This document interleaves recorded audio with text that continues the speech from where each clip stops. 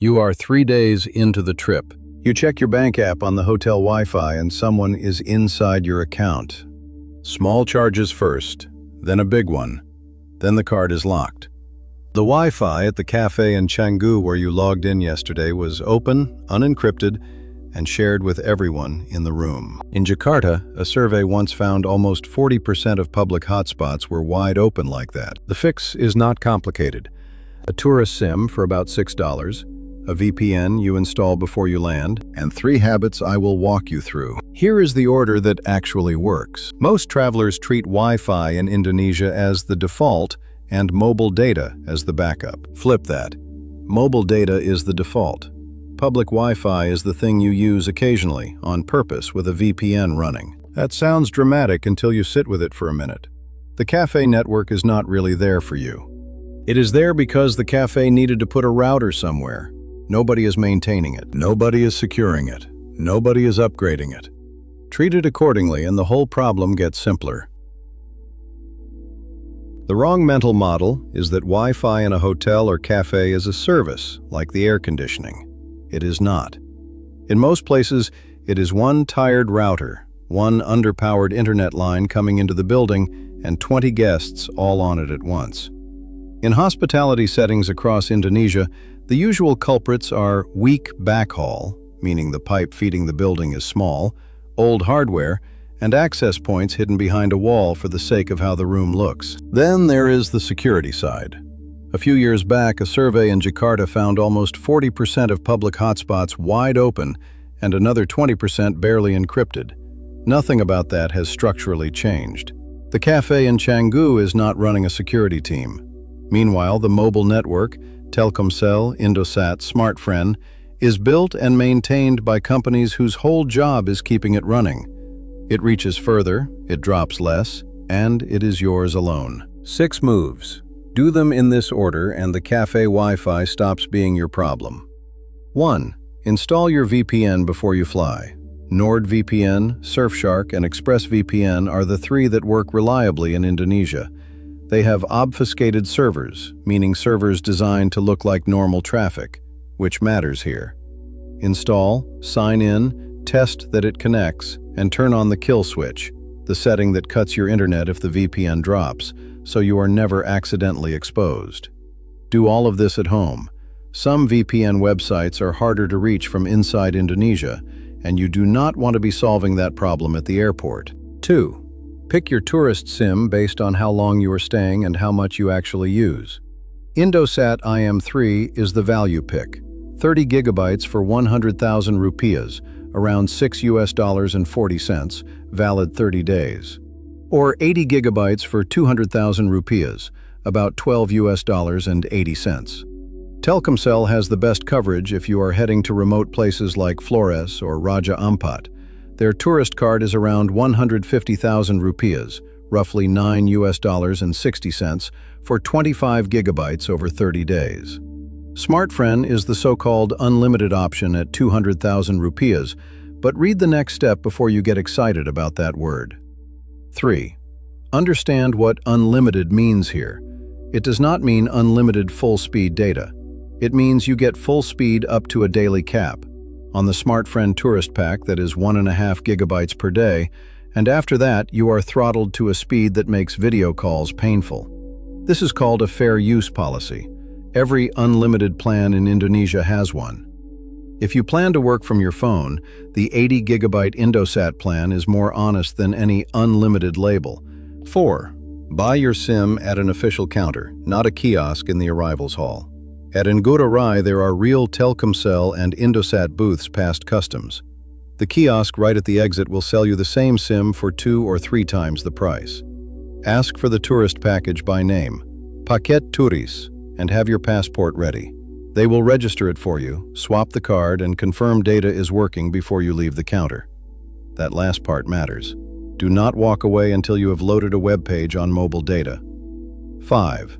When you do use public Wi-Fi, and you will on long calls or big downloads, turn the VPN on first, then connect to the network, not the other way around. The dangerous moment is the 30 seconds between joining the network and the VPN catching up. Kill switch on means that gap is closed for you. And keep banking apps off public Wi-Fi entirely. Mobile data only for anything with money in it. 6. Run a speed test before you commit to a place. Speed test by Ookla, free, takes 10 seconds. If you are picking a cafe to work from for 3 hours, test the Wi-Fi before you order. If the upload speed is under 2 megabits, you are not doing a video call from there. Use your mobile hotspot instead, tether your laptop to your phone, and order the coffee anyway. That is the full sequence. VPN installed at home, kill switch on, real tourist SIM from an official counter, understand the fair use cap, VPN on before joining any public network, speed test before you settle in. She lands at Ngurah a little before midnight. Her VPN is already installed and tested. That part happened a week ago on her sofa. She walks past the first kiosk inside the arrivals hall. 2 young guys waving a SIM card and a price that is roughly triple. The polite no. She keeps walking. Past customs, there is an actual Telkomsel counter with a queue of 3 people. She waits. Passport out. Paket turis 30 hari. The agent swaps the SIM, registers it, hands the phone back, and she loads a web page before she stands up. Next morning, Canggu. A cafe with a hand-painted Wi-Fi password on the wall. She wants to upload photos to a cloud backup. Too much for mobile data. She opens the VPN first, connects, then joins the cafe network. Kill switch is on, so if the VPN drops mid-upload, the connection just stops instead of leaking. The upload is slow, but it finishes. Later that afternoon, she tries a second cafe, runs the speed test before ordering. Upload speed is under 1 megabit. She closes the laptop, orders an iced coffee, tethers her phone to the laptop, and works off her own data instead. 20 minutes of her 80 gigabyte plan. Nothing dramatic happens. That is the point. One small bonus worth knowing. If you are heading somewhere genuinely remote, Raja Ampat, Inland Flores, the smaller Lombok villages, Telkomsel is the one that holds up. The other carriers are fine in cities, fine in Bali, fine in Java. Out at the edges, Telkomsel is the one whose signal keeps appearing on your screen when nothing else does. It costs a couple of dollars more. Worth it on those trips. 4 words, and you are covered. Koneksi means connection. You will hear koneksi kurang stabil, which means the connection is not stable. That is the staff politely telling you the Wi-Fi is bad today. Believe them. Quota means data allowance. Berapa quota means how much data.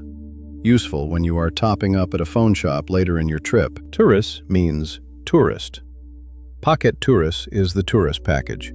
This is the phrase you say at the counter at Ngurah. Fair use, said in English, fair use, the way locals pronounce it. This is the cap on the unlimited plans. If a seller says fair use, ask what the daily limit is before you pay. Here is the version you screenshot. Install your VPN before you fly. Turn on the kill switch.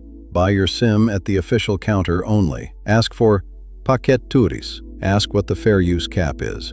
VPN on before joining any public network. Banking apps on mobile data only.